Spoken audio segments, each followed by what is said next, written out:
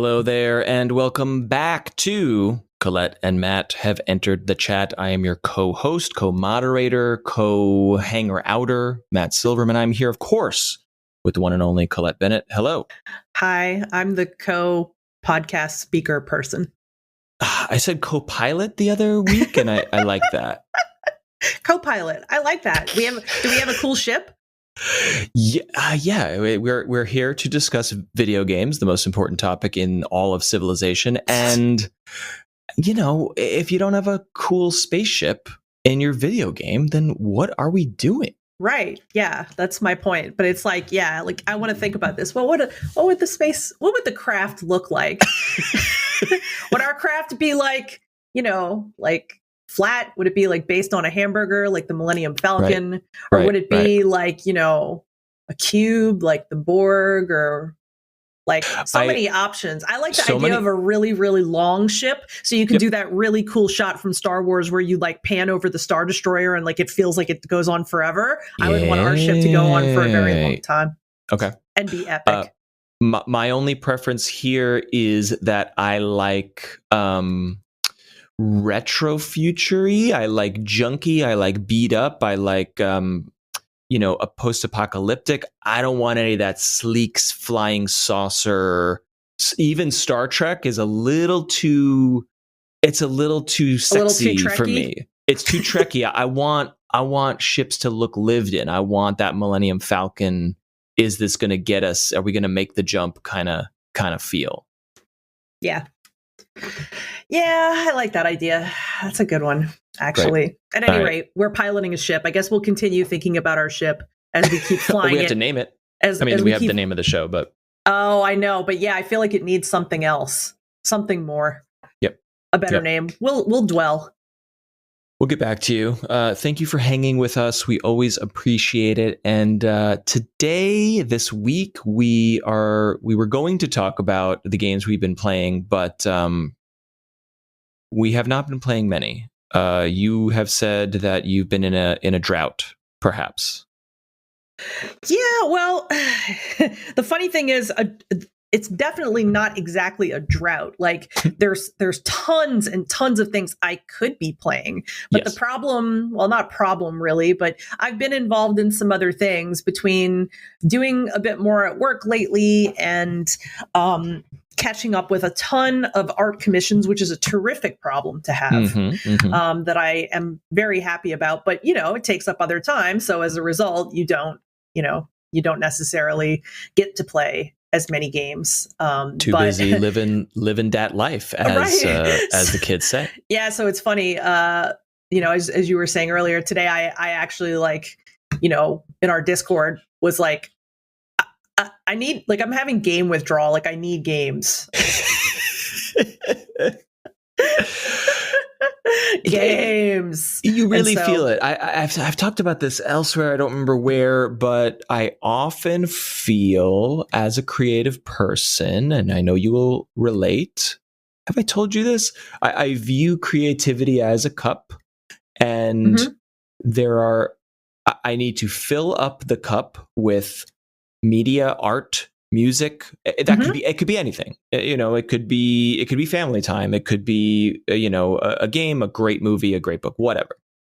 There's periods where I feel like I need to fill it up, and then there are periods where I need to then dump out the water. And in that period, I shouldn't get distracted or play a lot of games. I should be focused on making the things until I run completely dry. And then I feel that feeling that you were just describing of like, I have been working really hard on whatever things. Now I just need to fill the cup up again. Where's that big game? Where's that big fat game that I'm going to dive into? Well, it's funny. I was thinking about that too, because because of our podcast, actually, I've spent a lot more time thinking about what specific kind of itch certain games scratch. And I've come to realize that there are lots of different, types of games that I enjoy, lots of things I can get into, whereas there's some things that I could get into, but they might not hold my attention as long. So, tonight I was actually playing a visual novel that I bought a few weeks ago and I wanted to play but haven't had time yet, called Famicom Detective Club, and I'll get into that in a little while when we talk about. That recently came about, is that right? Uh-huh. Re-released or whatever? Yeah. I when I found it, I was like, oh, that looks really interesting. And then I looked it up and I found out that the original one came out in like 1988 or something like that. I don't know if that this old? Is it NES? I don't know. And I was meaning to look it up before the podcast and I didn't get a chance to do it. Yeah. But if I'm not mistaken, here it is. Okay. I'm looking on my phone. Yes. An adventure game duology developed and published by Nintendo for the Family Computer Disk System. Mm-hmm. And the one I'm playing now it's a remake of the original first entry released in 1988. Right. 88, wow. Japanese NES only, didn't come here for whatever localization reasons. And also, like, probably because there wasn't interest at that time for visual novels, right? I perceive visual novel games as a recent 2010s, 2000s kind of phenomenon. You're telling me that this was one in 88? That's quite mind-blowing, in fact. Way ahead. But it's pretty interesting. And I've definitely, anyway, I don't want to get too far off where I was originally going to go, which is that I'm enjoying the game so far, but like, we've talked about like the games that like feel like scratching the itch that's really hard to reach. Yep. I can definitely tell that it's not scratching that itch. And I kind of had like a ping of longing for like, when will I find my next, Diablo or Hades or, like, and I don't know when I'll find it, but, I don't have it right now, and I wish that I did. Isn't it weird that you think, you look at news, you look at headlines, you look at social, and you're like, oh yeah, I'm waiting for this game, and this game's going to be the one. But it rarely happens that way. Sometimes it finds you. You're like, whatever, I'll give this a shot. And you're like, 50 hours later, wow, I didn't know that this could do that I wanted this game to be my game. I love that. Yeah, it's definitely great. Like, I know with Hades, I was curious, but I was also like, I don't know. I don't know if this is going to be, right for me. Right. But then I was like, sucked in, of course, completely. And I just thought to myself, gosh, what if I hadn't taken that chance, It sounds like many people had exactly that experience of like, roguelites are cool and Supergiant's cool and Greek mythology is pretty fun. Well, whatever. Game of the year, 100 hours. This is the greatest thing I've ever seen. What a success. That's very cool. It's very cool. Well, we are not here to talk about what we're playing unless you want to get into Famicom Detective Club. What is it? Mystery Club? Famicom Detective Club is what it's called. But no, I don't. I suspect I'll be playing it next week, so I can, it's something I can always talk about later. We have a different topic today. We have a different topic, and that is that I am the proud new owner of a personal computer with a RTX 3070 GPU. And it's not something that I wanted to do, but let me tell you a brief story because I think you'll enjoy.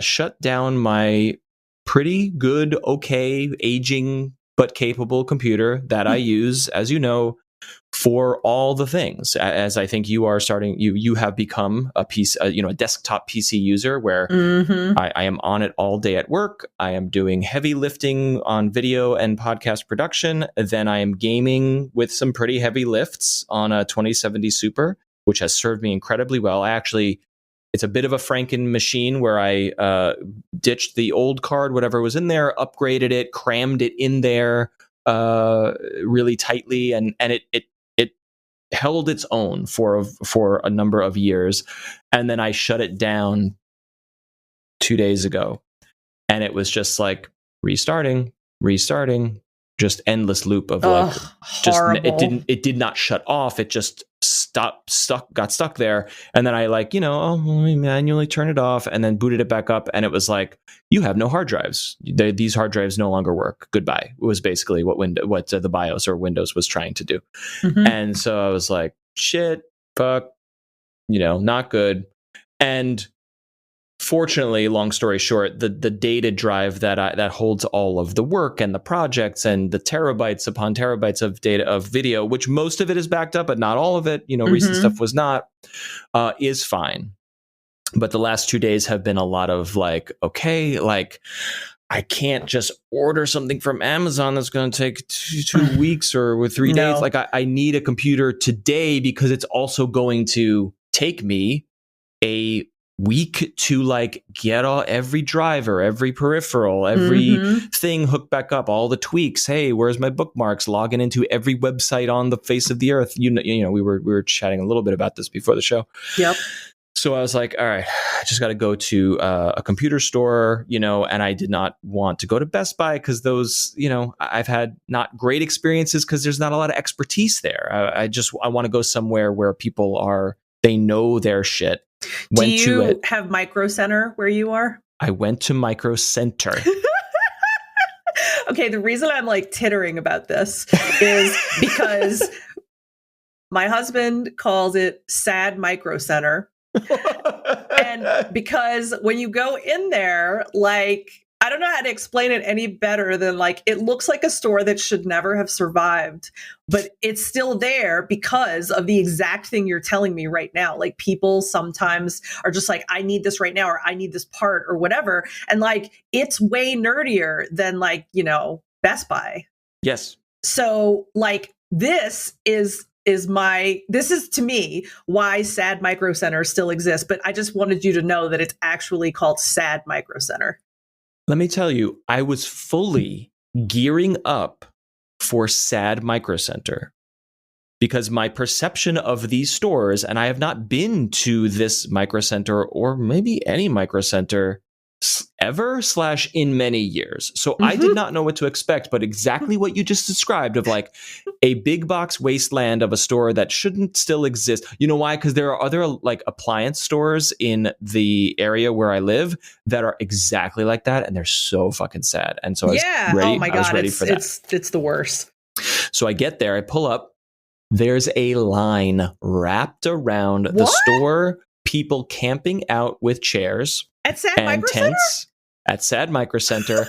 And I'm like, what the hell? Is this a COVID thing? What the heck? And then I'm looking and I'm seeing it's mostly young, like not teenagers, but like probably 20 somethings and such camped out, whatever. And I'm like, oh yeah, the new 3080 Ti's are coming out. Yep. And that's probably what this is. Uh-huh. I get in there and I was like, oh, that line, huh? They're like, yeah, people have been sleeping outside since Monday.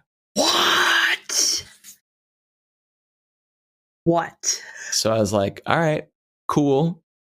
And I'm also gearing up for like, there's a chip shortage, there's a card shortage, you can't get cards. What am I going to do? I need a machine today. Oh my God, I'm going to pay $5,000 because I need it today, for everything. And get in there, and I'm like, do you have like pre-built PC? Do you have it? Yeah. They're like, yeah, come on over. Now, let me quickly mansplain a little bit to you, Colette, because I don't know how much you know about computers, but I'll tell you the best way to build your own PC. You go online, you check out all the parts that you want, and you like make sure they're all compatible. And then, you get all the power stuff and, the GPU, the motherboard, or whatever. Then you go to a store and you pick out one that has those parts and then you plug it in. Because I don't want to fucking deal with any of that building PC bullshit. Yeah, hell no. When Pat got your machine, did he build it or he ordered it? No, I can't remember the name of the place he ordered it from, but yeah, he basically custom chose all the parts himself to have the assembled computer he wanted, but then he paid for the service of them assembling it and mailing it to us. I'm not even going to do that, especially in this like crisis mode. I'm like, I need to walk out of the store with a working box. Yeah. that has the stuff in it that I want. Yep.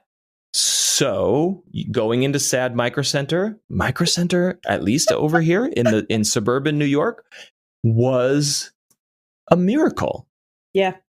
Yeah. See, that's the thing. That's the thing about Micro Center. Like, you know, in your situation, you know, like for us right here, it's literally the only thing I know, like, that's on that tier. I know that there's another store. Oh God, the name is slipping me, but I found them for the first time in LA, and it's like a gigantic electronics store that you could probably also get similar parts at. It's like 6 Micro Centers. God, I can't think of the name that I can see it in front of me. But the one in LA is crazy because at one point all the different stores were like themed, and so like the one in LA that I saw was like themed like an alien invasion, and there was like a UFO on the top of. Oh my God, it's killing me. I'll have to try to look it up and see if I can find out what it's called. It sounds fun. It sounds like they have a good time. Famous. They were very famous. I didn't know about it. Like a nice landmark, a nice retail landmark place to go. Exactly that. Huh. But I guess, you know, what again, gearing up for a sad Micro Center experience, you know, you go in a store and you go, especially the big box stores, and it's like, everyone's like, all the employees are like not that into it, and clearly they're not being paid very well, so they don't give a shit about the customers, and then you feel bad and they feel bad, and it's just a negative experience all around. The exact opposite. Met this guy, shout out to Jeremy at Micro Center. Thanks, Jeremy. I was like, I need this much RAM. I just need a good card. I do video. Like, what do you? And he had 4 pre-built machines. He's like, yeah, we build these every week, and here's the ones that we just built, 2 days ago. Here's this processor. Here's this processor, and there were 2 side by side that were like, very comparable in price and very comparable in specs. And he's like, you know what? This one has 8 cores in the processor, and you're going to love it. And I asked him 1,000 questions. He answered every single one. Wow. And I was like, you know what? I need a little extra hard drive space. He's like, yeah, grab a drive off the shelf. We're going to pop that in. No labor cost. Just pay for the drive. This is a pre-built machine. So you want to pop something in, pop it in. And also he's like whispering to me, he's like, don't tell anyone this, but if you bring it back, you want to upgrade later within like the 3-year warranty period or whatever, like, hey, we'll do that for free. Just buy the part. Oh my God. I was like, so I walked out. That's the other thing, though. Like, you're not going to get that or all your questions answered on the level you probably had anywhere other than Sad Micro Center. I knew going to Best Buy would be the wrong choice, and I hope there are Best Buys out there and Best Buy employees out there who care. But my experience, at least locally here, was kind of like, you're not an expert. Like these, I spoke to 2 sales. I had to go back today again to upgrade the hard drive again, and it was a whole thing. But both people, separate guys, I was like, how long have you been working here? Oh, 7 years. Yeah. Tested my old hard drive for me to make sure it was working, which then allowed me to like bypass all the like, oh God, do I have to do data recovery? Nope, that's working. Buy this $20 like cable, bring it home, worked like the stress of like your entire, like, this is my problem. My entire fucking life, my work, my play, my family memories, everything I do is in this little black box. I'm and then proud the box of you for not dies. having a complete meltdown. Or maybe you did and I just wasn't there. It was not complete. It was more like, my wife and I huddling up being like, okay, this is a machine that we use every day. It's everything. It's everything we do. We're just going to spend this money because the last box lasted whatever, 5 years. This box is going to last. And I bought a nice PC that will hopefully last, 5 to 8 years. I'd like it. And it's beautiful and it's loud as fuck. Because it's got 18,000 so fans. Much shit in it. I was saying to you earlier before we started recording, I'm not up to speed on the like RGB fan motherboard software. So I need to like pop in there and be like, okay, when I'm just sitting on Windows doing nothing, maybe you don't need all 12 fans like blasting at full volume. So like chill out. I'm doing podcasts over in this corner. But I'm excited to get into VR with a 3070 and play You're games gonna have at, like the optimal experience at this point.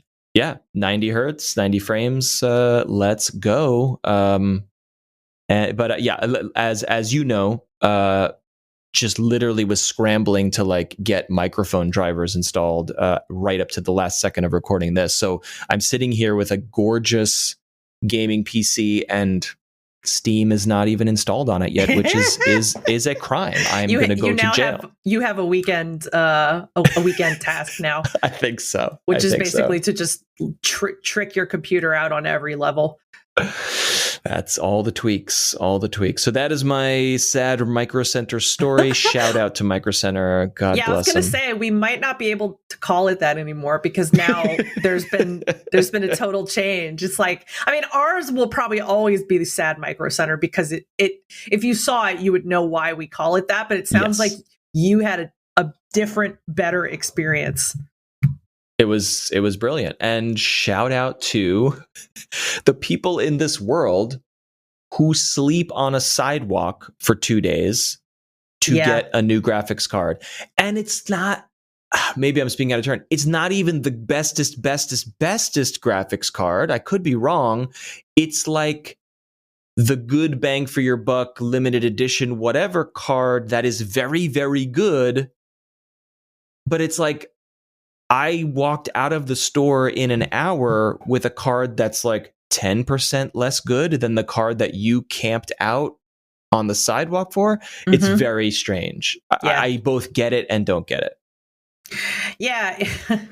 Yeah, it's weird. I remember, it's really been like a while now. I think it's been 6 or 7 years since the first time I ever went to, it was actually my first BTS concert, and that people camped out.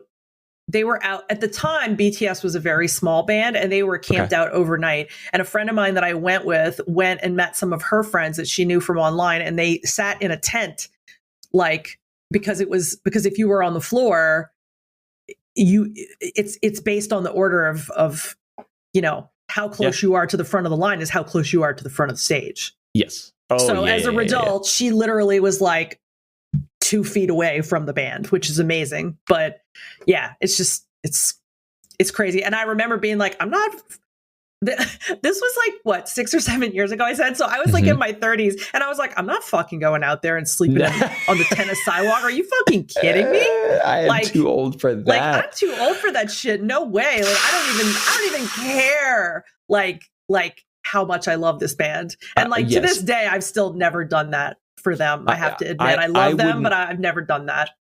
I'm with you. I wouldn't do it either, but let's extrapolate that for a second, because we're talking about almost basically like front row seats at the Beatles, basically. Like BTS is so amazing. They're so amazing, full stop, but also like just this global phenomenon world. Like, so like to have that experience is a traditional thing of like people camp out for tickets. Mm-hmm. I'm not that person, but you hear about that. But it's an unforgettable experience, but it's one experience, one time for 2 hours, and then it's over forever. And then you've got simultaneously these other people camping out for a product that, as you and I know, will yield many years of stellar gaming experiences. So who's nuttier there? I don't know. I mean, as a person who has had the BTS experience plus many other types of experiences many times, I can say that both are valuable experiences. One just is a short term and one is a long term. But I will never forget, and it still kind of blooms that same feeling in my heart when I'm about to say it to you, of like what it's like to stand under the open sky in like BTS's first stadium show and like what that felt like to like sing my favorite songs along with them in that big crowd of people that were all singing too. And like, I just like, I'll never forget that, you know, it's meaningful to me. So yeah, I mean, I guess you could say like the person that has the item that they get to use over and over and over for years is winning. But, you know, I have a memory that is so important to me that it can bring joy whenever I think about it. Even you just describing that, maybe I felt 1% of the joy that you felt there and in your memory of it. And I was like, yeah, I get it. Yeah. It really, truly. Yeah. It's wonderful. My husband is big on like, you know, well, you can spend your money on things, but like what happens when you spend your money on experiences? And it was a perspective that even though I had a lot of concert experiences in the past and some of them were pretty epic, I don't think I thought of it quite in the same way. Like I wouldn't have gone and spent like a ton of money at a restaurant in the past, but after having done it now with him, like I feel like it's a similar kind of experience. I mean, this is something we could just go way off into, so I'm not going to continue down that path. But yeah, it's something interesting to think about. But anyway, to bring it all back around, you have the Godzilla of computers right now. Well, here's hoping. I mean, look, it's running a web browser and we can talk to each other on the internet. So right. It does that, at least. That's all I know so far. So yes. I'll keep you posted. Awesome. But, it'll be a lot of fun to play with. So speaking of experiences, tonight we are heading to a desert island.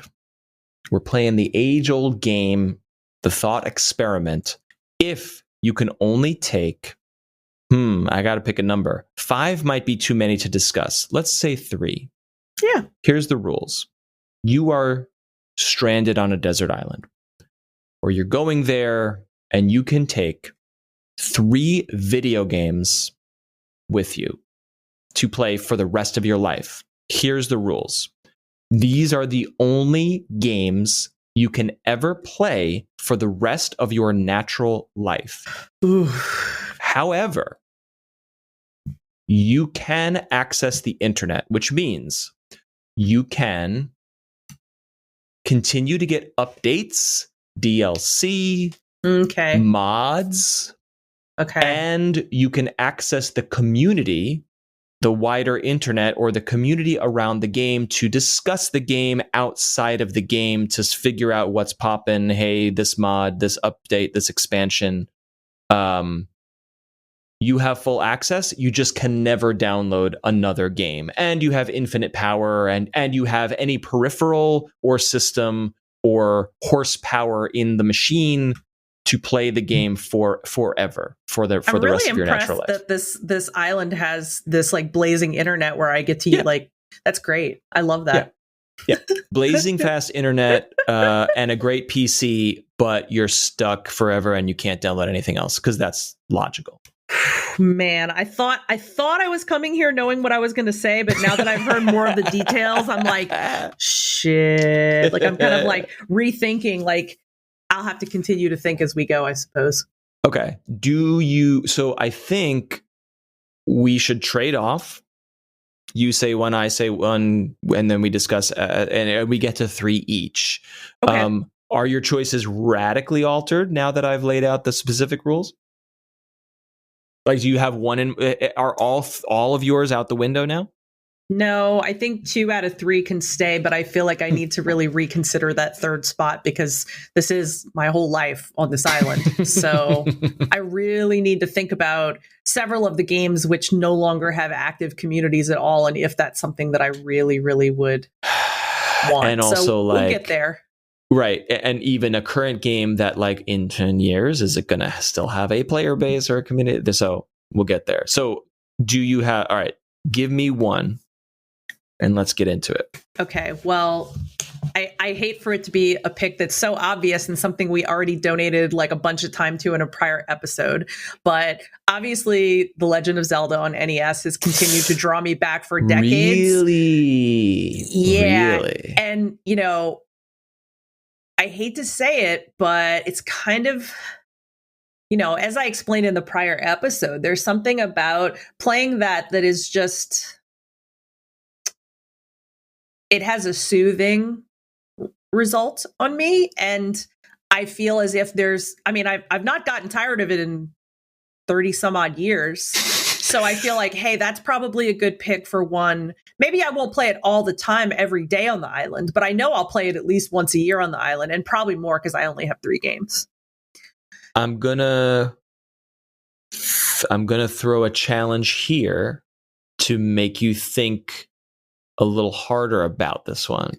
Okay. Because my first gut reaction was, yeah, you do play it every year, and you haven't gotten tired of it, but you play it once per year, and in between those times, you're playing many other games and consuming a lot of other media.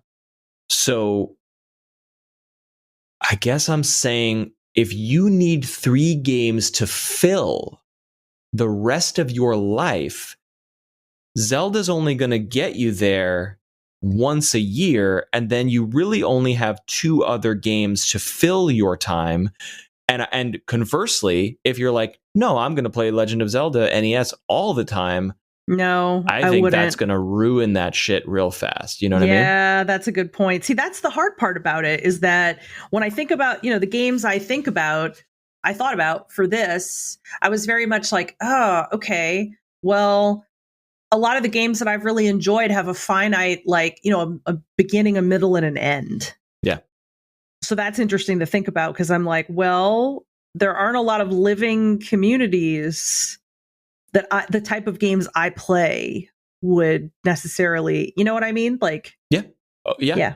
Which is why this question is different than what are your favorite games of all time, which we will cover in a subsequent episode. Mm-hmm.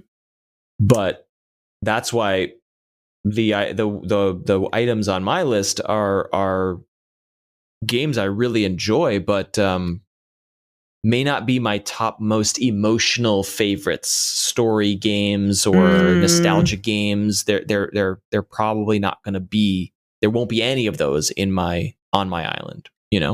Interesting. Well, why don't you talk about your number one, and perhaps that will help me to more deeply think about this. Yeah. The one that came to mind for me, in no particular order, this is the one that came to me first because it is probably on my top, like my most favorite games and most played games, but also really, really fits nicely into the criteria that we've laid out. And it is RimWorld. Are you familiar with it at all?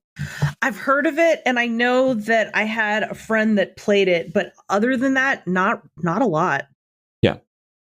It is the most emergent game I can think of that I've ever played. And the very brief TLDR for you and anyone listening is that it is a colony simulation game. The typical simulation is that you have crash landed with on a planet with a random sort of randomly generated roster of colonists, and they have a variety of traits and personalities, and you crash land, and your job is to not die, essentially, or build a base and survive long enough to build another spaceship to get off the planet. That is typically the arc of the gameplay.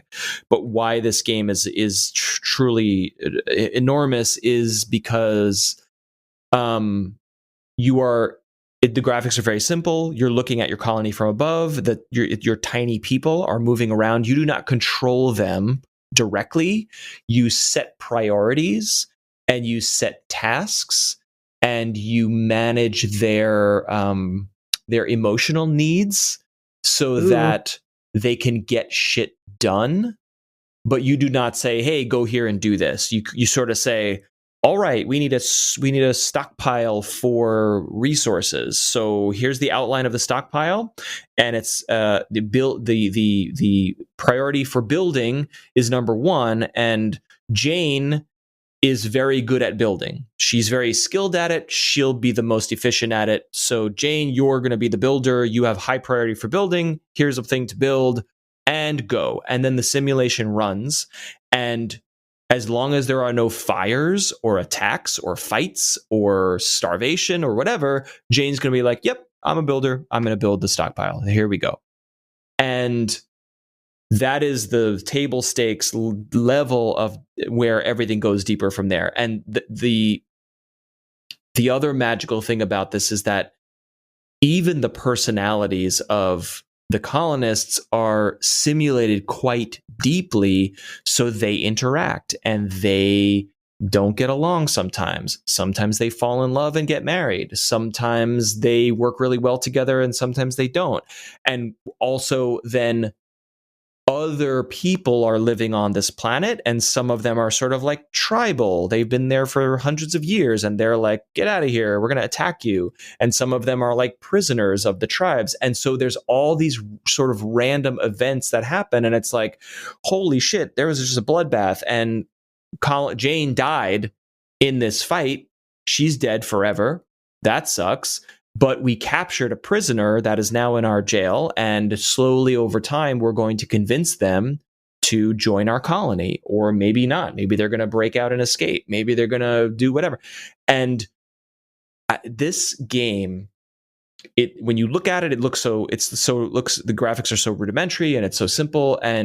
But the depth of the simulation is such that I have never cared so deeply for little pawns as I have playing RimWorld, because you get to know them. They have personalities and there's a history that happens because you're simulating a colony for 20, 30, 40 hours maybe. And there's deep personal connections and histories that go by. And so you start with 3 or 4 colonists. You might have 20 by the time you're ready to build this spaceship. But you look at your roster and you're like, there's Jane. She's been here since the beginning. She doesn't cause trouble. She keeps everyone in line. She makes sure the food is planted. And goddamn, Jane is the best. And she is the backbone of this place. And there are stories, I guess I'm saying. There are stories that live inside this game as it is simulated, and every time you play it is different because anything can happen. So it meets my criteria for fantastic game. Continues to get updates. There were other expansions and things that have happened. Fantastic community, amazing modding scene, which I have not even dabbled in, but hey, I'm on an island. I'll probably mix it up a little bit. I looked it up because when you tend to tell me about a game I'm not familiar with, I'll just like look it up on my phone while we're talking. And the literal first media post I saw was, I've spent 700 hours playing RimWorld, and I was like, wow. It's one of those games. That's great though. I mean, like, honestly, I feel like I haven't found a ton of games like I mean, I know a lot of people said that they got a kind of a similar-ish experience playing Stardew Valley, and getting attached to people there. And yes. I don't have I have played it a decent amount, but I have not. I've definitely taken long breaks. Like, I'm in a long break now, so it hasn't been that kind of experience for me. But I don't think I've ever really had a game quite like this where the game kind of grew and changed every day as you interacted with it. Let me reframe it in that way. Actually, that might be useful. Stardew Valley is a landmark of a game, but every time you boot it up, it's the same townspeople, it's the same characters. So and you form attachments with them, and you can romance or befriend or whatever. So you can play it differently every time. What if you booted up Stardew Valley tomorrow and there was completely new townspeople, and it was a whole new experience. Yeah, that would be fascinating. That I think would be more likely to get me to go, because what that just reminded me of when you said that was the phone game Neko Atsumi. I don't know if you were familiar with it, but that it name was, sounds familiar. yeah, it was from some years ago. It was out in Japan first, and then it got so popular they made an English version. But it's a phone game in which you have like a cute little outdoor area outside of a house, and cats show up there, and you have to like do different things to decorate it. But what would be cool would be like you close the app because no one was around, and then at any random time you could open the app, and you might get lucky enough to see a rare cat or get a picture of it. And those were all things that went towards like completing like a scrapbook or et cetera. And you could expand your house and stuff like that. But like it was addictive because you were like, what'll be new? What'll be there? And similarly, I think in Animal Crossing, it was like, well, what'll be at the shops today? Yeah, that's that mechanic. I live for that. There's something about the waiting and then finding something new later is a magical thing that can only happen in games. So I love that. Yeah, I think RimWorld has that. It's not, well, it is real time, but it's not like Animal Crossing where it's like it's day in the world and it's day in the game. You can fast forward time, day night cycles, similar to Stardew Valley, days pass. But it's just, I don't know, it's the level of simulation that happens. And also these colonists it's not like The Sims, or it is like The Sims where your Sims are living life and you're giving them goals and you're setting up their house and then they're just living there and you're guiding them towards the best self they can be. There is some of that going on here, but your colonists are in a desperate situation. They're not living in suburbia. They are fighting for survival. So here's the other thing. This game has a learning curve, and the first 9 out of 10 colonies you run will end up being obliterated by fires, aliens, tribal warriors, and will devolve into manic, cannibalistic. Whoa. Let me put it this way, all the memes from the RimWorld communities are like, yep, I have all these hats made out of human flesh stockpiled away, and that's RimWorld, and like, because you can do anything. Your colonist got his arm ripped off by an alien. Oh my god, he's bleeding out. Well, cybernetic arm, pop it in, now he can lift 100 tons or whatever. Like, the depth is crazy with this thing. So it's top of the list for me for Desert Island. Nice. Wow. Yeah, that does definitely help and make me think that maybe, unlike some of the original picks that I was going for, that one of the things that I would like to take with me would probably be a Diablo game. Okay. And for some similar reasons, but I think what I would, I almost would say it's probably like the Diablo that like hasn't happened yet. It's probably Diablo 5, because if I was to say Diablo, if I was to say like, oh, it's like, a Diablo that's already come out, I feel like those games have been around long enough to where, like, yes, there might still be like robust communities, but I tell you what, like when a Diablo game comes out, I am in there for like a long time. Yeah. And I can say that while I feel like the story of Diablo is not like something that I'm going to shed tears over, it's also something that feels like rich and well done to me. And that is fascinating. And this is a good question about the island, I guess. So can we play on our games online with other people? Yes. Yeah. So definitely, because that would also give me a way to enjoy playing something that I seem to never really get tired of with people who I could clearly no longer see since I live on the desert islands. Yes. But I think like Diablo is a really interesting combination of things for me, right? Like, I love that Diablo is kind of like, I want to say mindless killing, but it's really not exactly that. But like, I think I've said this on a prior show that I've told my friends before. Sometimes like I'm just like, you know what? I had a rough day or a rough week or whatever. I just need to kill. Yeah. And like I just want to go into a game where I don't have to go through a lot of shit in order for me to just start killing and feeling powerful. Yeah. You know? And like honestly, like my favorite class to play has still been the assassin from Diablo 2, and I'm so excited to play her again.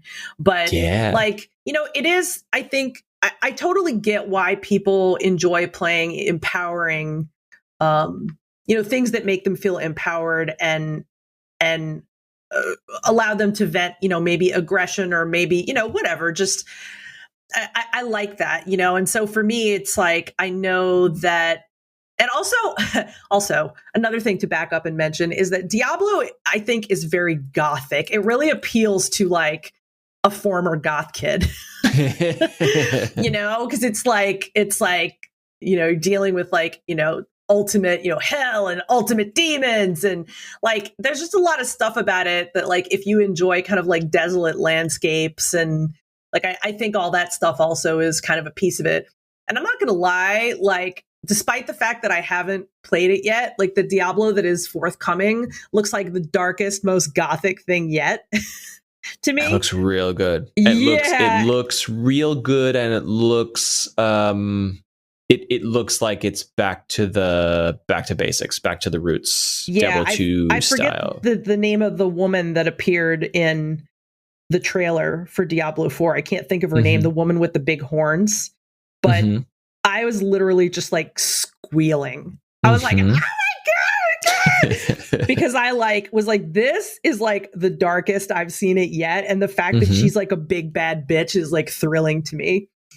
So yeah, even though it's not, because I would have said originally, right, I would have said Diablo 2. But then I was like, there's no way now that I'd want to go back to playing Diablo 2 all the time. But if I could get like a robust, brand new Diablo with like a much more, you know, darker and more gothic setting than ever before, that also would get regular DLC and updates, I'd have to say that. So and a social scene or a way to play socially. And so let me ask you, does Diablo 2 have online multiplayer? And of course 3 does, but we discussed it sounds that like 3 was not like a big land for either of us. It didn't. No, certainly not for me. But like, people play 3 a lot, and they do so together online, if I'm not mistaken. So you're saying that's not getting there for you. I haven't obsessively played 3. I've enjoyed playing 3. I've played 3 with friends,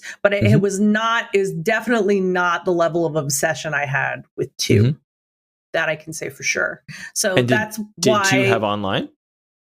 2, you used BattleNet to connect with people. So yes, it was a much more archaic form, but yes.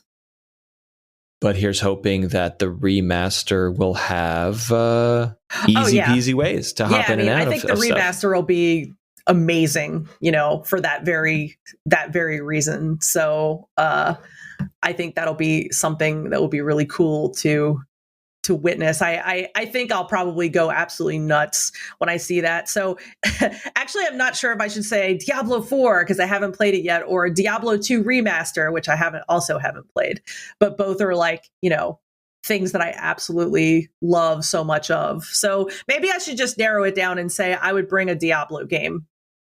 I hope your faith in 4 is not misplaced, because I think given the history, given the landscape, Blizzard, it's time for them to really do right by Diablo in 4, and it looks like they are doing that. And so if you had to place bets, I'm with you. I just hope you're not on the desert island with some, you know, free to play auction house thing. Well, it's interesting because, to me anyway, because like I didn't really expect this topic to be as challenging for me as it is, but it really is. So that's fascinating to me that it is as tough as it is, but it also is kind of pushing me to think about things in a different way. So I like that part of it. Yeah. All right. I have. When is there's no release date for 4, right? No, I haven't heard anything about it in a pretty long time. Is it even 2021 or we don't know? The last time I heard something about it, it was like, because I remember, I think it was it last year when like the announce came, or was it even further back than that? I'm trying to remember.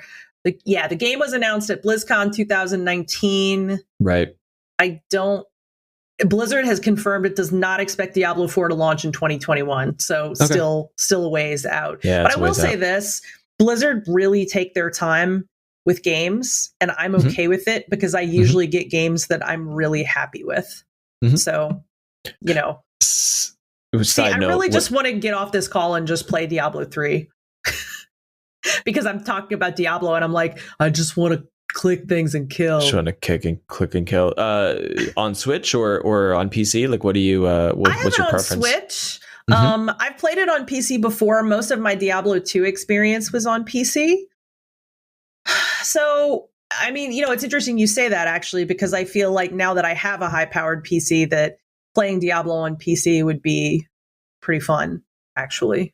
I don't know if I'd be willing to buy it again from scratch, but I tell you what, I remember this really clearly, that I don't know why, but I bought over the decade or so that I played Diablo 2. I think I rebought it like 3 times. The first time I scratched the disc, the second time I don't even remember what happened. And then I remember the third time I bought, there was like a box set. Yes, the battle chest or whatever. Yeah, the battle chest. Thank you. And I was like, oh my God. I remember buying it and being like, I've bought this game 3 times. Worth it.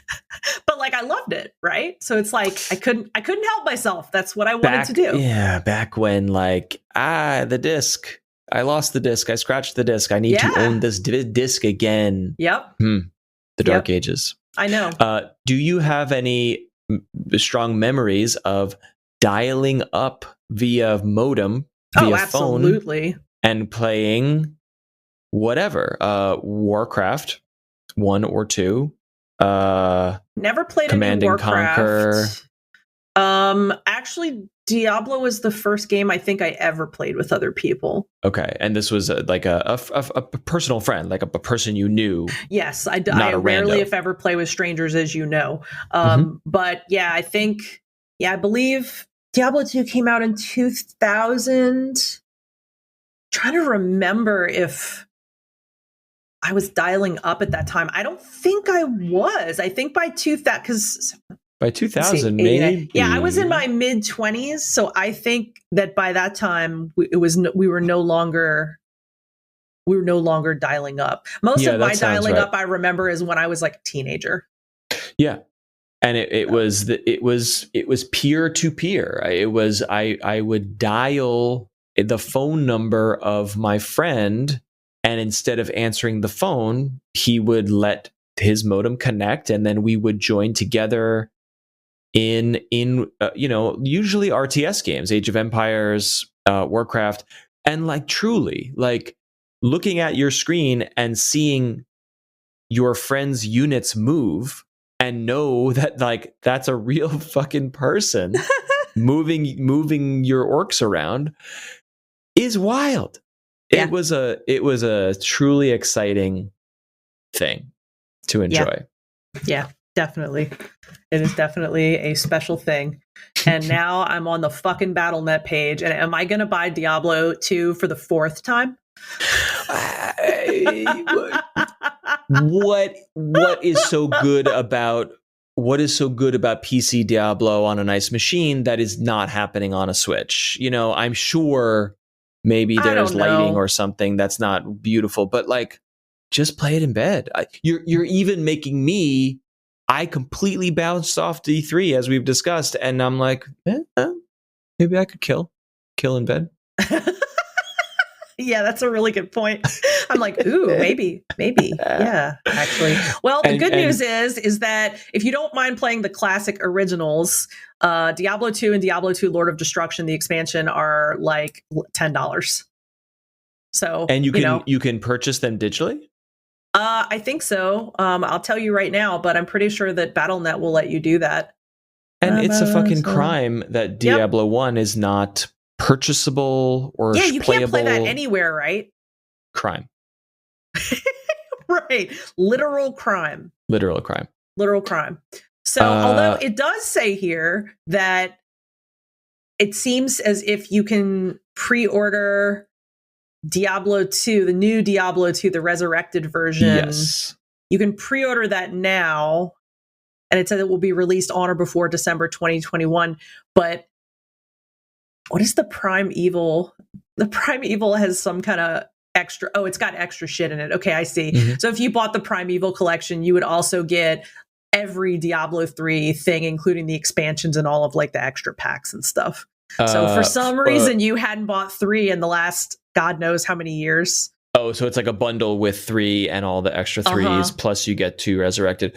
I care less about 3, but like I'll wait for resurrected, because if I'm sure you've seen the gameplay footage, it's like, oh, look at this beautiful remaster, and click, and you're back in the original. You can just toggle between them, and that is tremendous. So much. That's so cool. So cool. I love it. They put in tremendous work to make this a really good looking thing, and a historical document too, where you can look back and compare what you're looking at. It's wonderful.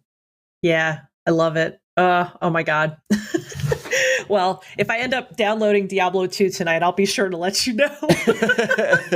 and maybe there's a world, maybe there's a 2021 where I hop back into 3.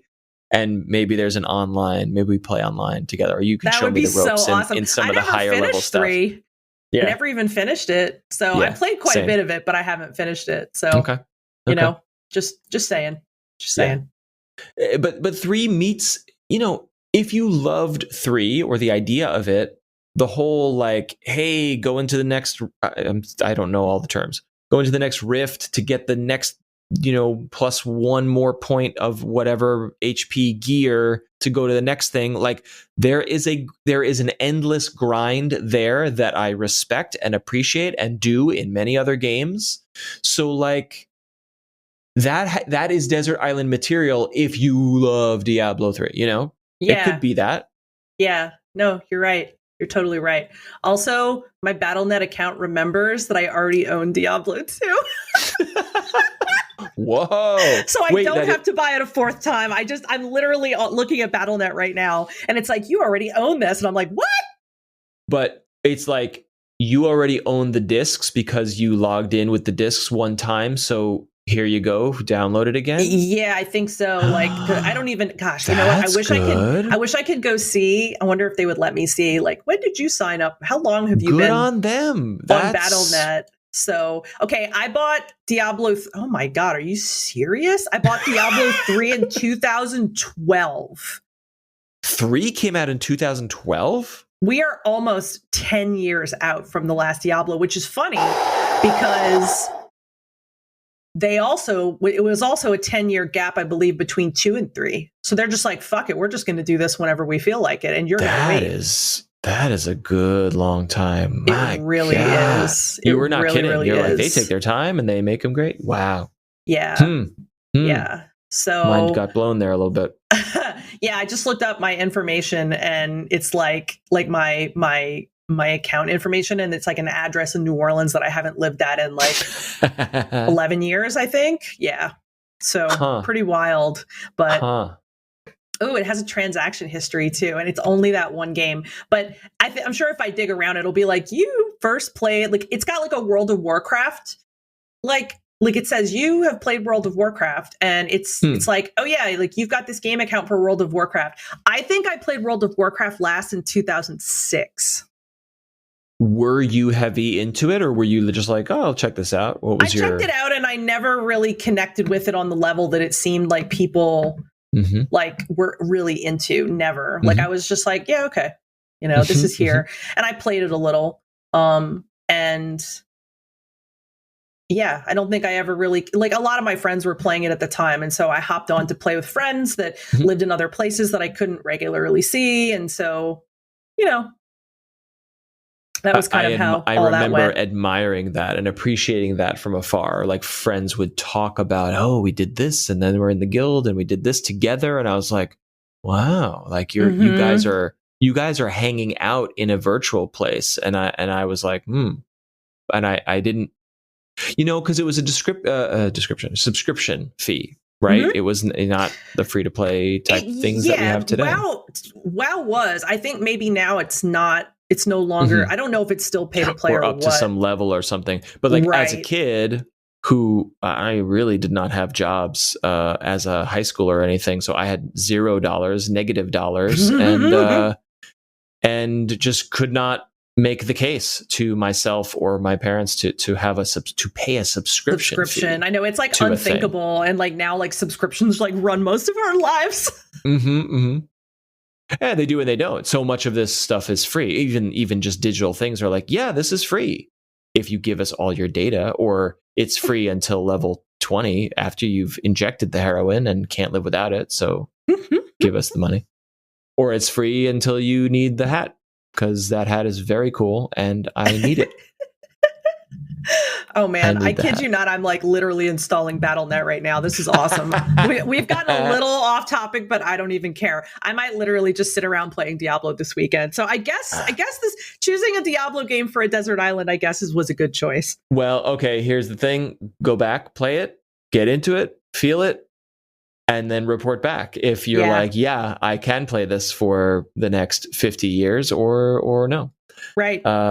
Yeah, I will be eager to it's not really a does this hold up question. It's more about like, is this really my pick? Yeah, no, totally. And yeah, like we said, it's like one of mine originally was going to be Journey. And I don't know whether or not it still will be or not, but I will say this. That game is so profound to me that like I feel like all the different times I've played it have been so different. But on the other hand, right, it's like, okay, but like you said, are you going to play it over and over? Well, I don't know that necessarily living on a desert island means I play games like every week all the time either. That's a good point. Right. Okay. So something missing from the thought experiment is like, what else do you have? Is it only games and that is it? Do you have books or movies or other entertainment? I would like to think that we probably have other entertainment. I don't know how it gets there, but it's probably delivered through the lightning internet somehow. Yes. Because I mean, if we have a connection and we can play with other people, we can also download books and movies. So yeah, but by that logic, you could also download other games. So we are suspending some disbelief. Right. I can't decide. I almost like the question better if you have nothing else. It's like this, because like the idea of a desert island is like, I am here and there's nothing else to do. But yeah. So backing up, Journey was like PlayStation exclusive for so long, then it was Epic Store exclusive, which just doesn't fit into my setups and my gaming lifestyle. And then it finally came to Steam recently, and I was like, here we go. Ooh, I didn't know it was on Steam. What's it all about? I might play it. I might play it again. And it truly was wonderful. Enjoyed the experience with the kids and felt those feels. But I viewed it and then I closed the book on it and said, that was Journey. I loved it. Worth the wait. No regrets. But I never perceived it the way you just described, which is like, I've played it multiple times and it was different every time. So perhaps different to me. Okay. Without spoiling anything perhaps for me or for anyone listening who hasn't played it, like, how do you go on? How do you mean it's different? Go on. So for me, Journey is a story about the path of that you walk between the path of life, basically. You begin, you're a wanderer, you're searching, you are experiencing the highs and lows of life. You're fighting your way towards this faraway goal in the distance. Eventually, making your way to that goal, you die and then are resurrected, which I guess you could potentially say has religious connotations. I personally didn't perceive it that way. It's spiritual though. It's super spiritual for me. Yeah, term, like I have always had small digression. I've always had a really, really, really tough time with the G word. But that said, I've always believed in just about everything else around the idea of, like a power greater than ourselves in the universe. And so I think playing a game like Journey, where so much of it felt like magic and felt like something that was so much greater than me, but never having to have any kind of religion or name put on it was really profound. So to say that it, like, playing that game was a religious experience for me is probably pretty accurate, actually. That makes perfect sense. Yeah. Yeah. So then another part of Journey that hit me incredibly, incredibly hard was that it was one of the only forms of online multiplayer I ever played with strangers that I enjoyed, because you could go through your battle, go through your journey of discovery. And at the end, when you reach the top of the mountain and you walk into the light, you can walk in alone, which has its own powerful emotions associated with it. At least it did for me. Or you can walk in together with someone. And both of those, like, I really remember so clearly, like, putting my controller down and just like crying my eyes out for like 10 straight minutes, because this was a game that I really felt in my soul. And I do feel that as I've changed and gotten older, I think the first time I played it, I remember the house I lived in, I think it was probably 2011, maybe. But I've played it through, I think, 4 times since then. And based on where I am in my life, since the experience, to me, very much embraces the mystery of living a human life. And also, I find it also portrays dying as something that could be transcendent and beautiful, rather than this thing that we're all so afraid of. So, like, those are all things that I continue to grapple with as a human. So I think having a space like that where I can return to and move through and kind of see the mystery and beauty of the world reflected back at me in some ways, and then, but eventually, inevitably, have to walk to my own end. Like, that's just something that I don't think is ever going to stop resonating for me or feeling different where I am in my life, because that's the journey I'm literally on. So the game is not radically different each time you play in any emergent sense, even though there's some of that. You are different. I'm different. That is quite profound. So you know what? I'm going to say it. There's no updates. There's no changes. There's none of that. I'm going to bring it to the island. Well done. Yeah. Because, right. Yeah. You can revisit it. And it will reflect differently. Yeah. I don't know. You have convinced me to replay it for certain. But in this lens, I'm not far enough away from my first playthrough. I'm far enough away. Give it some time. I will give it some time. I'm far enough away to be hazy on some of the details that you were describing. Oh, good. So that's good and bad. It's like, I remember it being a powerful, amazing game that everyone in the universe loves. And I'm like, I don't really remember it too much. And what's wrong with me? But that's a me problem, but it's also like a we consume so much media problem for all of us. So, and then, yeah, I guess I didn't realize, but I'm also not surprised at all that sort of where you are with other players and what you choose to do and where you choose to move through with or without other players has meaningful effects on things. I didn't realize that, but when you say it out loud, I'm like, of course it does. It's Journey, Yeah. Yeah. Yeah, it's a really fucking profound game for me. And I'm totally like down with, sometimes people play it and they're like, wow, that was cool, or wow, it was really pretty, or whatever. But I'll be honest, I've really never had a conversation with any other gamer where they have pretty much reflected the exact same feelings back at me that I just shared on this podcast. And maybe after this podcast, someone will write in and say, I felt every iota of that. And if they do, gosh, that would probably make me really happy. But, you know, it's a remarkable game. This is good stuff. This goes without saying, I really love talking with you about this stuff, because while we are so aligned and similar about a lot of things, the way you talk about, I don't replay a lot of things. I don't rewatch movies. I don't replay a lot of games, with the exception of like, this is an emerging game that has so many different, like, you know, I don't replay linear games often. Yeah. And I'm not sure why that is, but you have convinced me to think differently about it, because I'm like, it's the same game. Why would I play it again? And you are wisely saying, but you are different. Well, I'm going to really, really quickly, like a summary version, give you another game that I don't know if I'd bring it to the island or not. I'm going to think about it and decide before we finish this podcast, but about how much I've thought about Silent Hill 2 since finishing it last week. Like, I've thought about it for almost a week.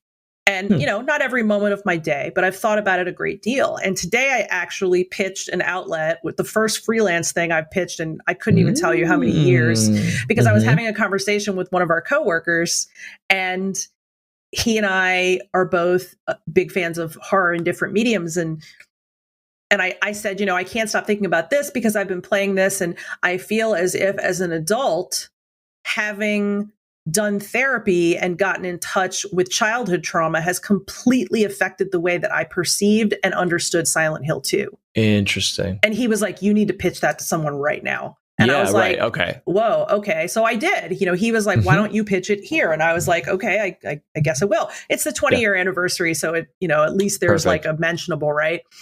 But that was something that also, I think Silent Hill 2 is, I think it was maybe 1999. I think I would have to look it up, but if that's accurate, I was 22 and absolutely clueless to, I mean, any of the issues that now as an adult, I better understand about myself, that some of them run really deep and are really painful issues. And I feel like Silent Hill 2 is a game about trauma, and I don't think I could understand it in the same way, and with the depth and level of compassion that I'm able to extend towards the characters as I'm experiencing them now.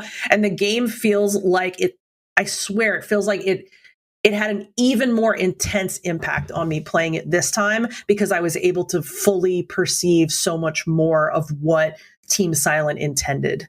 This is what art is for. Right. This is its purpose. Right. And I'll say one more thing here, that it's not derogatory. It is actually a positive thing. But the analysis piece, the reflective piece, the retrospective thing that you just described, that you will pitch to a media outlet, those types of pieces are very trendy right now. And I don't mean that and like, oh, you're gonna, but they're trendy for a reason, is because we are now looking back at art and reflecting this on this medium in thoughtful, deep ways, exactly as you just described. Yeah. And many writers and thinkers and media personalities are having epiphanies similar to what you described about a variety of different things. For sure.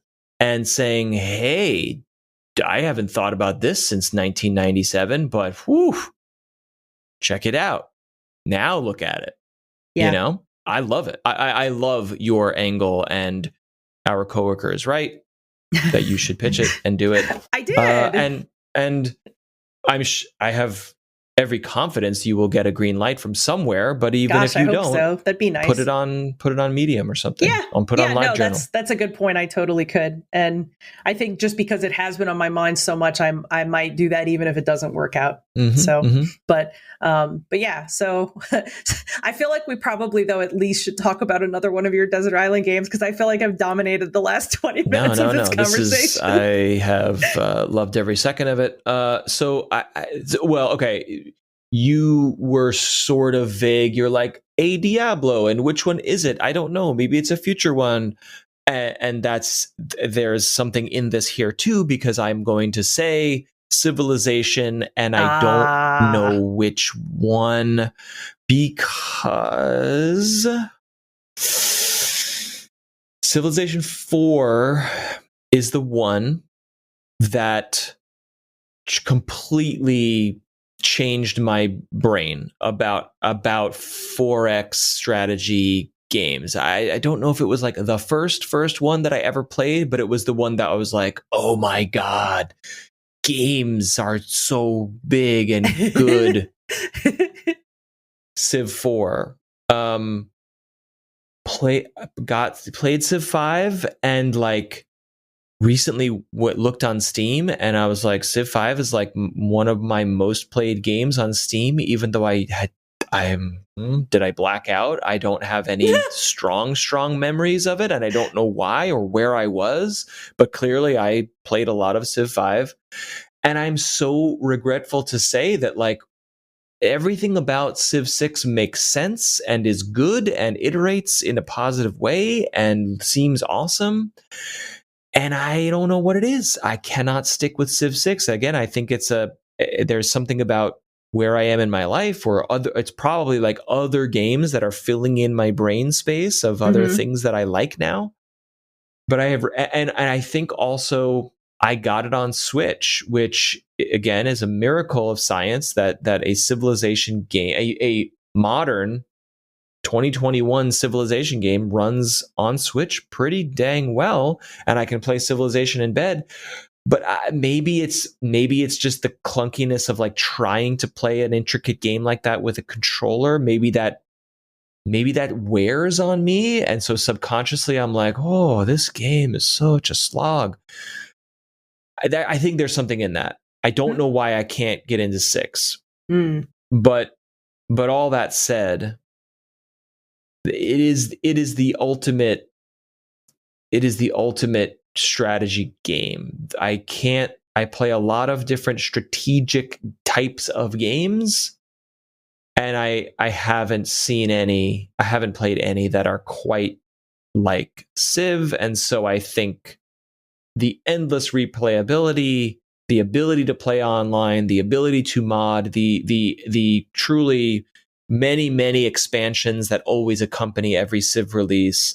I suppose by the rules of this game, I will have to choose one, and perhaps it is wise to choose 6 because it is the most modern and well supported and broadly biggest one to date. So for longevity purpose, I guess I'll choose 6 and then be sad when 7, 8, 9 eventually come out, and I will not be able to get them on this island. But yeah, so I think I'm going to have to pick that.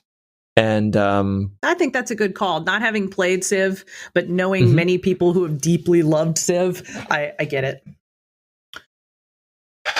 I'm remembering without getting in the weeds about how Civ works, but the thing that got me, that blew my mind, and this must have been with Civ 4, was every game's different, maps are different, your opponents are different, the rules are different, whatever, and you're playing it, and the systems are so complicated, and every time you play, you're taking a different path or a different strategy. But there's something about the way the game is balanced and structured, and the mechanics, and how all the threads weave together, that it's like, yep, it's 1735, and I have muskets now.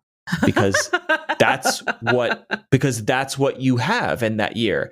And now it's 1910 and I have tanks. And it's like, well, but I did science really hard on this playthrough, or I did diplomacy a lot this time, and this one's going to be different. And yet, every time I'm in a certain era or a certain year, it roughly maps to actual history. And so maybe I'm France and I built the pyramids, and maybe I'm the Aztecs and I built the Great Wall of China. And so it's all mixed up and it's all different, but like, technologically, scientifically, diplomatically, there is this cadence, there's this arc to the game that always feels right. And there's also, even in the governmental and religious mechanics, there's always like, hey, we're sort of like getting away from feudalism now. We're sort of getting away from imperialism. And it's like, you can be a despot forever if you want to be, but like, as your citizens, there's a mechanic, at least in Civ 4, where it's like, hey, those other civs have democracy.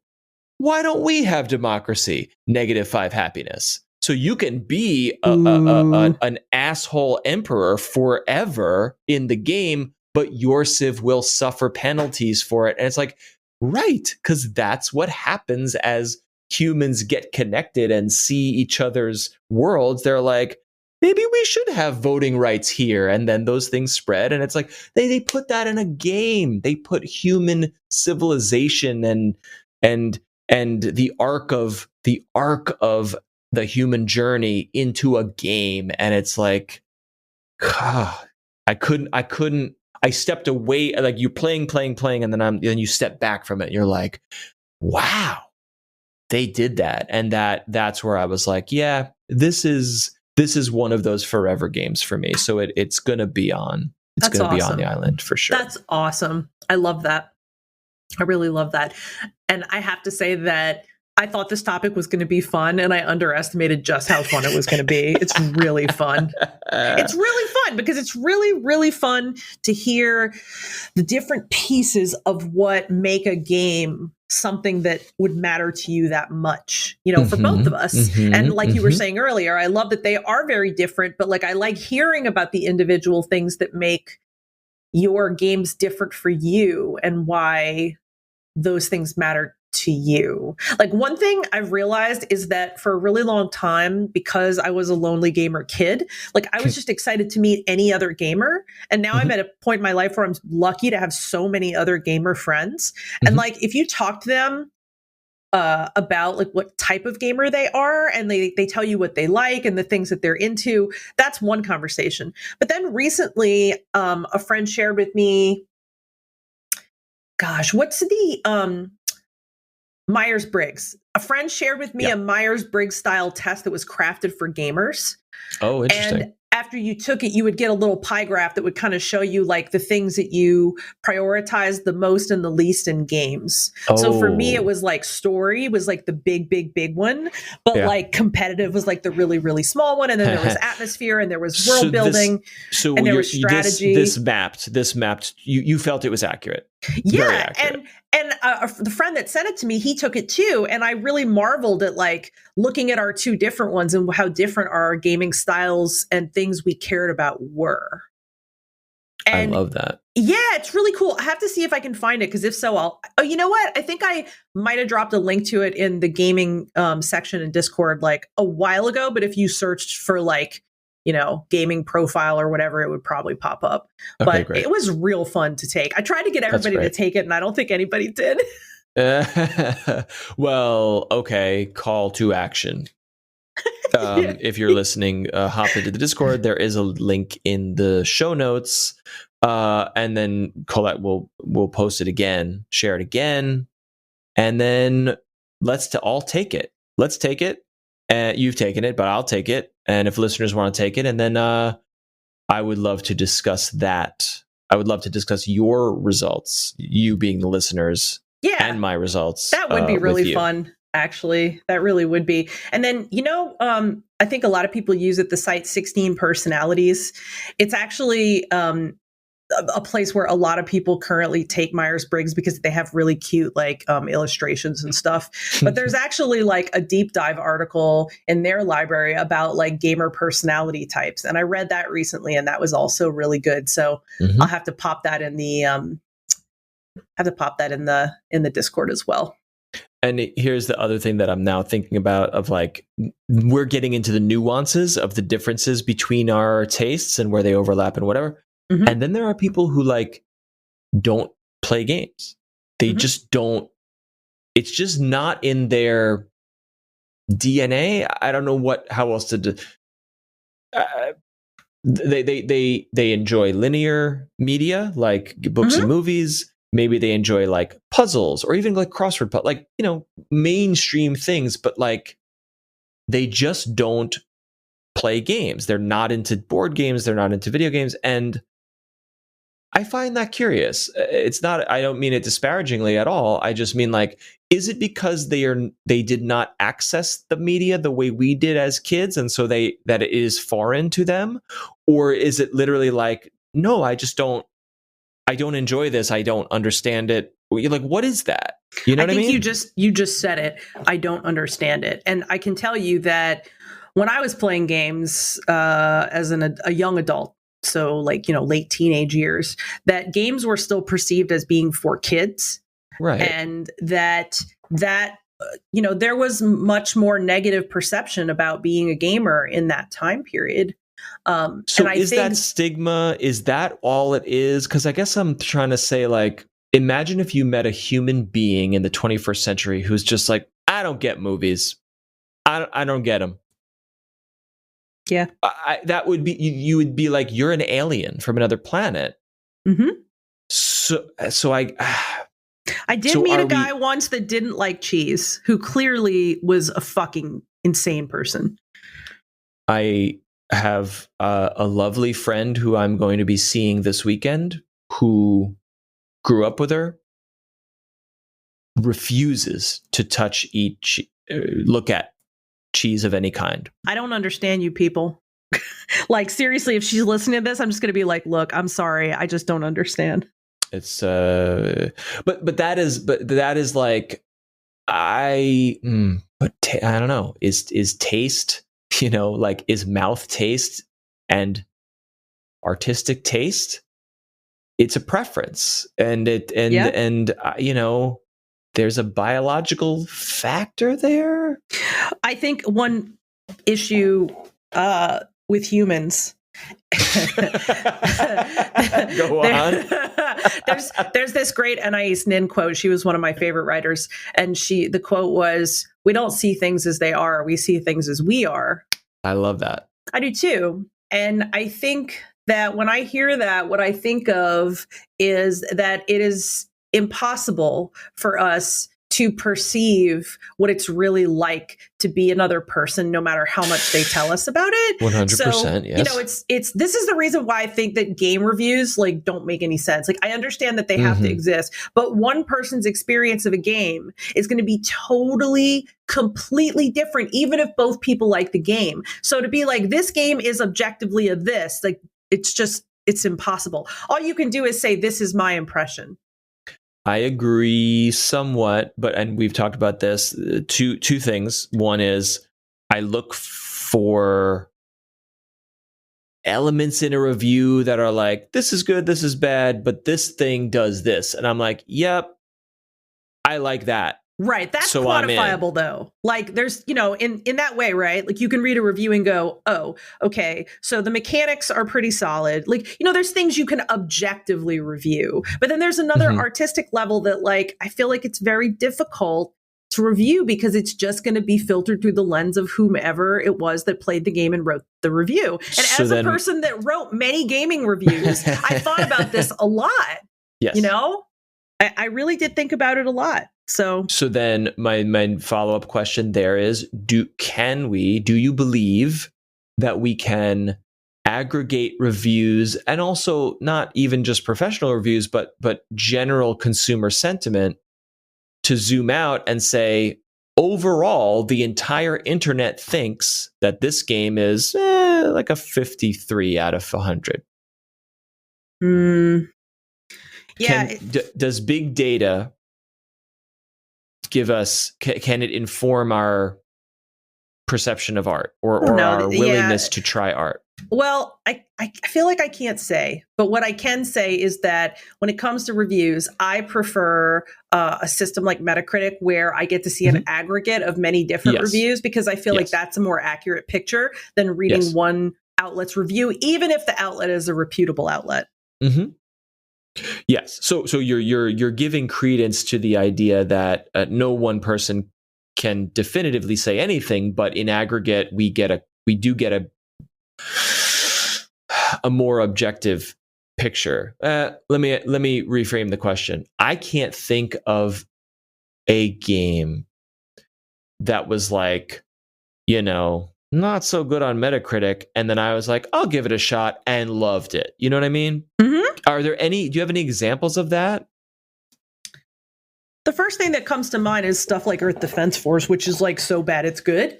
But I mean, I think things like that tend to be rare. Like mostly games that are bad are just bad. Yeah. I think that there's a spectrum of goodness and badness, and that there are things that wrap around the back end that are, like you said, you're playing it for reasons that are ironic or humorous or whatever. And so that's a weird category. Right. I totally agree. But yeah, I mean, for the most part, I will say that an aggregate, and also Steam offers this too, of course, like an aggregate of general reviews is useful to me because, I can, to me, that is just a bigger picture. And I feel like more likely if a game has something in it or multiple things in it that are annoying, you're going to hear it in those reviews repeated. So like that gives me a better picture. But like I have also made the mistake, which this is both a great thing about me and a handicap about me. When I think something is exciting, I get so excited that I'll be like, oh my God, blah, blah, blah, blah. And I'll sometimes like buy the game and then realize that I acted too quick. I didn't read any reviews and the game is not good. Like, gosh, whatever that Wild Grove or whatever it was that I played, that I was like, oh my God, it's so cute. Look at it. Oh yeah, Cozy Grove. Yeah. Cozy Grove. And then when I played it, I was just like, I'm just not connecting with this. It just feels very like point and click to like, fulfill, go get this, go do that, go get this, go do that. And like, why does that work in other games, but not in this one? Don't know. Don't know. Yeah. It's intangible. You and I have been discussing a lot of like episode topics and what we should cover. And I'm eager to do like a most hyped game. Like, what are we both looking forward to? Maybe we'll bring on a guest or two. What are we looking forward to? Maybe it's within 2021 or beyond.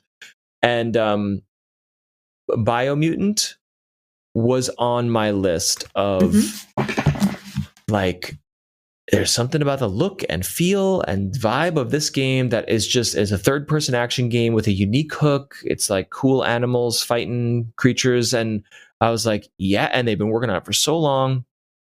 I was like, yeah, I'll wait. Whenever this comes out, I will be there. I will be ready to buy it. It looks so cool. And just all the reviews are like so mixed and so like just so middle of the road. And to a point we made earlier of like, it's clearly a B- or worse kind of game. And that it went from high up on the hype list for me personally to a full-on no-go. Not gonna do it. And maybe it's also like a wait and see. Maybe in a year they will have patched it up so great to be outstanding. I'll wait. But it is a full no-go because it is a mixed review on Steam and Metacritic, and everything I've read and heard about it is kind of like, oh man, this was not what so you were hoping for, not what you wanted it to be. A bland, repetitive, open world game, It sucks. So but been there, and to your point about Cozy Grove, like I'm glad. I think the only game I've ever pre-ordered in my whole fucking life was No Man's Sky.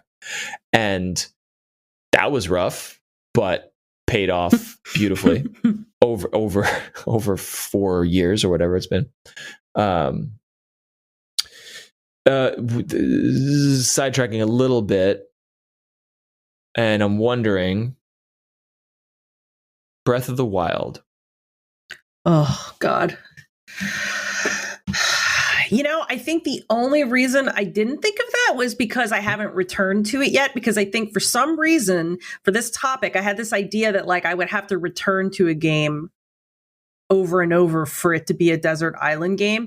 But that was one of the most blissful and fully like it's just swallowed me whole, and I loved it. Both my husband and I were both the exact same way, and we just loved every minute of it. And I found that being in that particular version of Hyrule was so peaceful in a way that I didn't really get out of the other Zelda games. Although I so enjoyed them, I never thought of Hyrule as a peaceful place.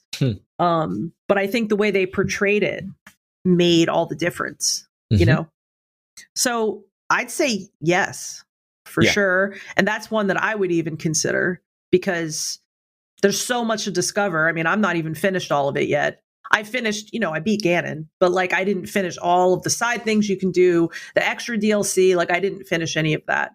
So yeah, I would give that a hard consider. Same. And every once in a while, I'm just walking around, living my life, and I just stop and say like, I owe it to myself to replay Breath of the Wild. Oh, it's so beautiful. But then I keep thinking Breath of the Wild 2 will come out, and like, would I rather just experience it all a brand new space, a brand new version of that world? And so that's kind of what I've been holding out for.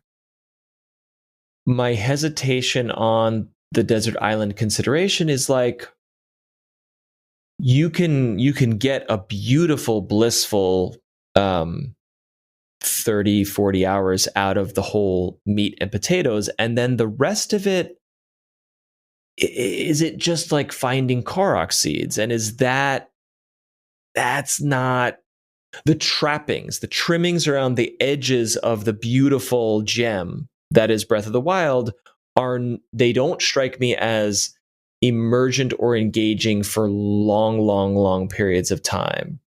They're not even grindy in the way of like, oh, I'm going to level up and get a little better, and then I'm going to level up here and get a little. It's just literally like collecting things.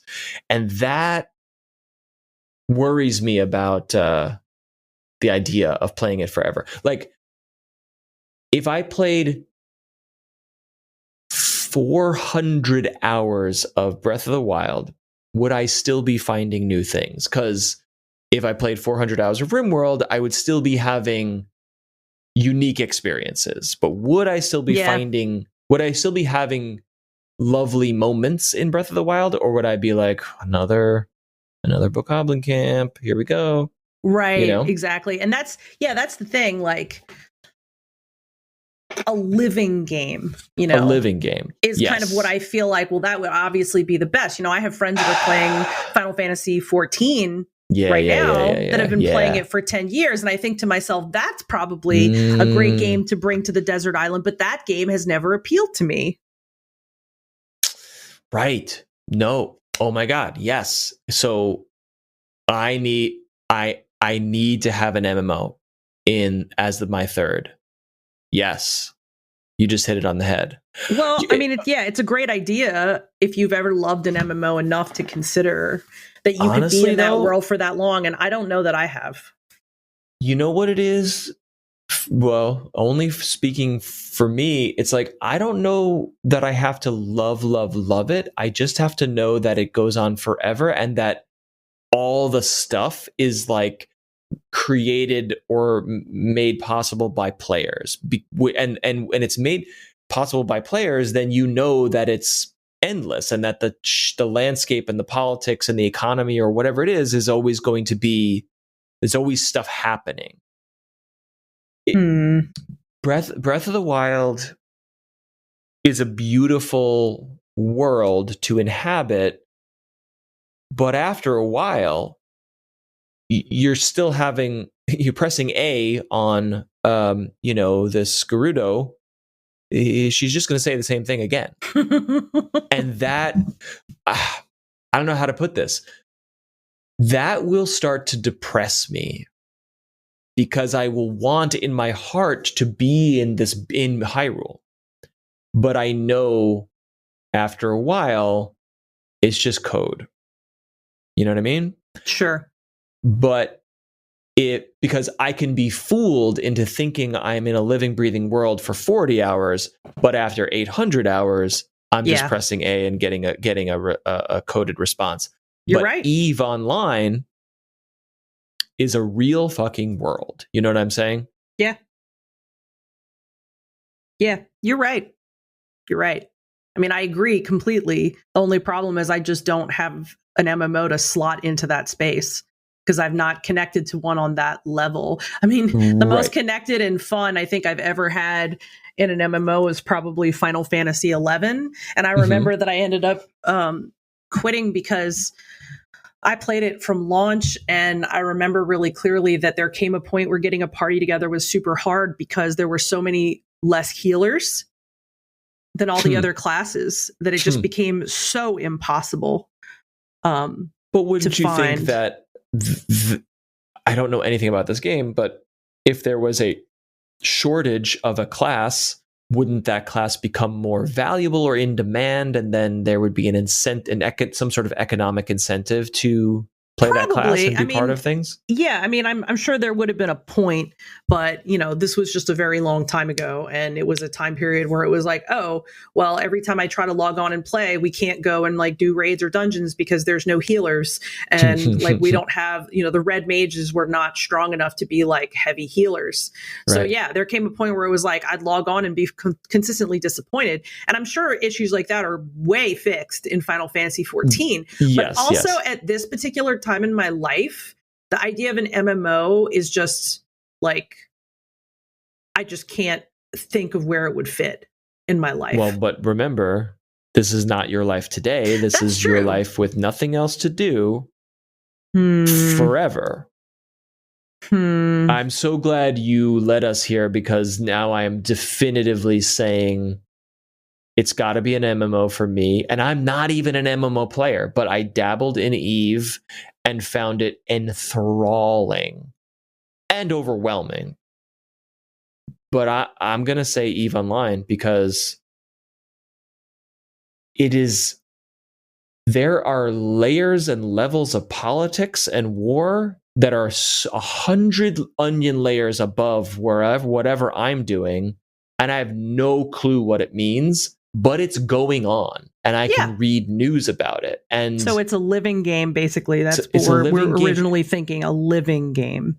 And if I've got nothing better to do, then I'm going to become a fucking kingpin or something in EVE Online. I'm going to make a life. I'm going to make a life for myself in a game.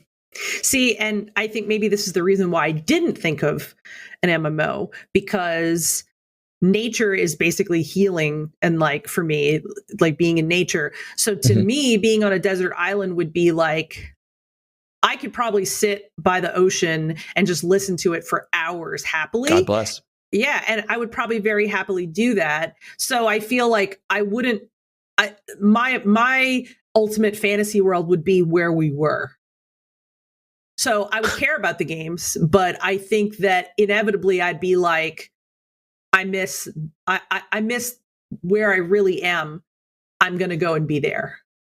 So I wouldn't want to be in an MMO. But also for me, and this is one of the reasons why I think MMOs never truly landed with me, as a storyteller myself, I care very much about stories told in certain formats and also in certain lengths, because there's a really big difference between writing microfiction and a short story and a novelette, or a novel. Like all those different formats or different kinds of storytelling. And for me, part of the beauty about stories I love is that they end.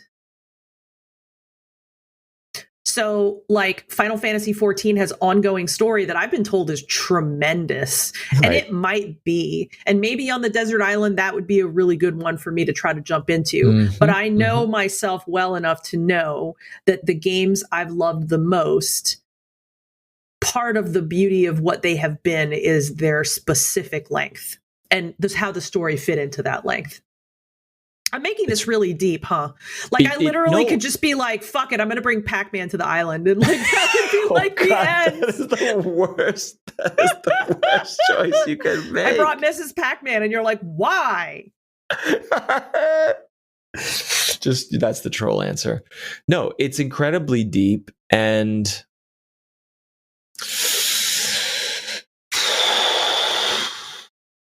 I'm so conflicted about it because I hear everything you're saying, and there is so much value in a world where life has chapters and phases and other things to do, stories and media that starts and ends. Of course, those are powerful and have meaning in the deepest ways. But in a world where nothing happens and no one's there, my brain goes to, well, I need to be I have this magic opportunity to, even though I'm stranded in the middle of nowhere, I can also be somewhere in a virtual place, because my human psyche, my psychology needs to be part of, I need to be social or be part of something. That's a really good point. I can't just play Pac-Man over and over, because then I will hate Pac-Man. And we're using Pac-Man as like a silly example, but I don't want to hate Breath of the Wild, because Breath of the Wild is an amazing achievement and a beautiful game, but I will fucking hate it when I'm 80. Mm-hmm. But if I'm running a weapons cartel in a nullsec region of EVE Online, and if I'm not online at 2 a.m, some fucking, goons are going to come in and blow up my space station. That's fucking awesome. I don't have time for that here in this life, but on Desert Island, I sure do. And yes, that story never ends, but, well, let me back up. My dabbling in EVE Online was lovely. I didn't know anything what I was doing, read so much about it, was very limited because I didn't want to pay for a subscription because I didn't know how deep I would go, and also was like, I don't know, I don't really have time for this. I'm just figuring this out. And I was out in an asteroid field mining, because that's a very basic ass way to make a living in this game. And some ships pulled up, and I was like, holy shit, they're going to kill me. Oh, nope, we're cool. Okay. And they were just like, hey, how you doing? What's up? Whatever. Hey, join this corp. I was like, hey, I'm looking for a corporation to join. I don't know what's what. They're like, hey, you can just be part of this. We're just cool. It's just you hanging out. We have goals. I was like, what are your goals? And they're like, oh, our goals are to do this and build this. I was like, okay, can I contribute as my dumb noob ass self? They're like, of course. And I was like, yeah, okay, let me be part of something. And it was really cool. Met a handful of cool people. And it was a nice little tiny community that I was part of in a specific region of space that I had mapped out, which is like, if I trade here, I can make a few dollars here and there. And it was like, cool. And then just this asshole corporation plowed through the area and was stomping out space stations in this region of space, which was a high, I don't want to get into the details of EVE Online, but there are high security areas that are very safe to be in, because you're not at risk of being shot at by other players. But there was something going on here where they would declare war on our corporation, and because our corps were at war, they could just come in and kill us, and we were just not equipped to defend ourselves. So everything that the CEO had built and that this tiny little community had cobbled together in this tiny little corner of space was just like eradicated from the map. And I was like, and I couldn't do anything about it. I had no ability to help this group because I was just in these tiny ships that were useless. And it was also like, hey, you come online at this time if you want to fight the battles. And I'm like, I haven't even done any PvP. I don't even know what the hell's going on in this game. I'm useless to you. And so this like bully there are third-party tools that you can look at and see what's going on in EVE Online. And I would look at these other sites and systems and be like, oh shit, these bullies are just blasting through these systems, kicking at everyone out for the lulz, basically, just like stomping people out. And I was like, A, it was a bummer, but B, it was like, well, this is the game. Like, this is what this is. And it was really compelling, but it also put a stop to my play through, like, because like everything all the human beings that I was connected to in this game were scattered to the wind. And I was like, all right, well, I guess I'll take a break, and then didn't return. And while that sounds like a sad story, I guess I'm relaying it to say there was an end to that EVE Online story. If I continued playing, I would write a new story for myself. But that chapter in that game for me was put to an end, was put to death by other humans. And I found that it sounds like a bummer, but I found it very compelling. I found it very cool and interesting, if that makes any sense at all. It makes perfect sense to me. It totally makes perfect sense. And it makes me kind of like, gosh, I almost kind of wish I had a game experience like that, just to have something like that was just completely foreign to me. You know? I'm glad I had it. That's a good way to say it. It was a strange experience that I'm really happy I had, because I can say, I don't know, 2020 and such was a year for me where it was like, I like to play adventure games, and I like to play cool games and action games and all these games that are pretty mainstream and accessible. And then 2020 was like, I'm going to play EVE Online, and I'm going to play Magic the Gathering, and I'm going to play RimWorld. And one day I'm going to play Dwarf Fortress, which is also probably going to be on the desert island, which I've never actually sat down to really understand and learn. But in the vein of, it's like RimWorld, but times 10, in complexity. Right. And I'm glad that I have, evolved my brain to play and enjoy and grasp some of the most complicated things I have ever wrapped my mind around. Things that I looked at 5 years ago and say, I could never do that. 2020, I was able to do some of it, and I'm happy about it. I'm not gonna go deep into the, wow, 2020 sucked, but also did so many great things for me personally, because I think we've all had that conversation plenty of times by now. But amen to that. Amen. Well, this was productive. We should indeed. We should head out. We should leave the island. But as always, please let us know what you would bring to your desert island. Email us.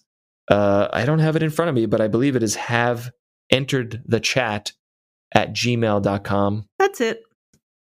We love getting your emails. We read them on the show all the time. And tell us your top 3 and give us your rationale. Is it just a favorite, the one you love, or are you thinking more critically about what's going to keep me going for the rest of our time here? We want to hear from you, so shoot us a note. And with that, we're gonna get out. Unless you have any final thoughts here, Colette. Nope. My final thought is that Diablo 2 is 63% downloaded.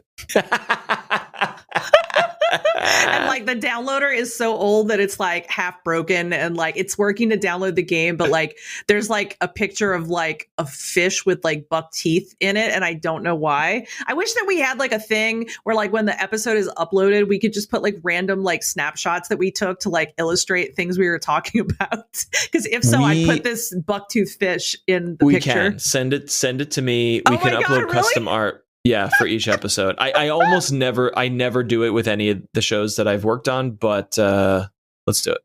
I just think that it's kind of funny, like especially for specifically what we do. I just think like as a listener, it'd be kind of fun to be like, oh my God, like they took a picture of that, or like, I just think it would be cool. Let's do it. Battle fucking net in Hell 2021. Yeah. I'm going all the way back this weekend. Get it, download it. And please, we will speak with you next Friday. Colette will report in on her Diablo 2 old school original experience when we talk at you next time. For now, yeah. This has been Colette and Matt have entered the chat, and we will talk at you next week.